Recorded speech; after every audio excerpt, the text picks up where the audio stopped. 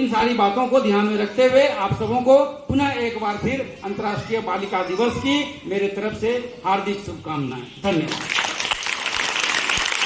और हमारे बीच में जो है बहुत सारे शिक्षक, जितने भी शिक्षिका, बालिकाओं का सशक्तिकरण, आप लोग भी लड़कों के बराबर रहिए। आपको भी धन संपत्ति में, पढ़ाई लिखाई में लड़कों के बराबर का अधिकार दिया गया और आप उस अधिकार को जानिए और अपने परिवार से उस अधिकार को मानिए।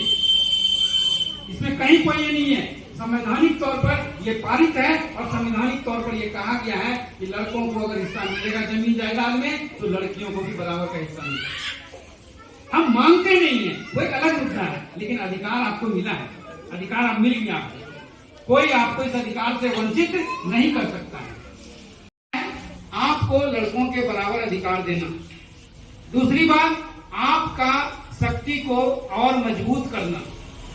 समाज में आपको जो दर्जा प्राप्त है उस दर्जे में जो कमी रह गई है उसको और पूरा करना, यही मुख्य रूप से उद्देश्य।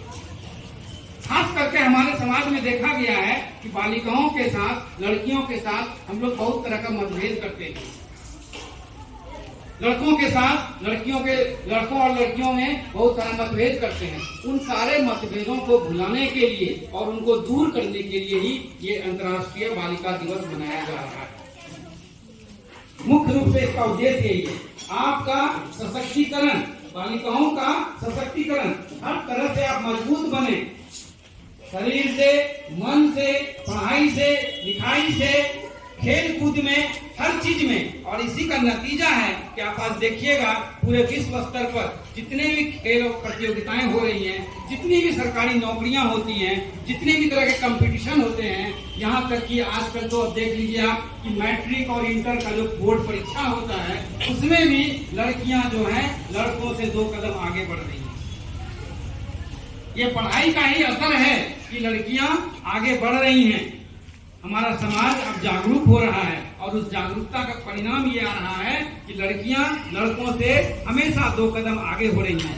लड़कियां लड़कों से कंधे से कंधा मिला के चल तो रही हैं, सिर्फ चल ही नहीं रही हैं, साथ ही साथ वो उससे 2 कदम आगे भी हो रही है। ये आपके लिए बहुत खुशी की बात है और हमारे समाज के लिए ये बहुत अच्छी बात है।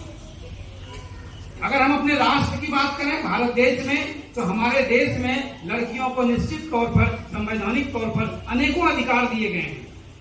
हम लोग जानते नहीं हैं उन अधिकारों को।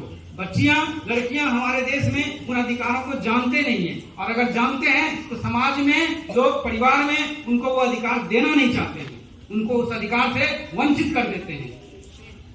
लेकिन अब समय बदल चुका है, अब हम लोग 21वीं सदी में रह रहे हैं और इस सदी में जो सबसे बड़ा महत्वपूर्ण रोल ये हुआ लड़कियों का, तो महिला सशक्तिकरण।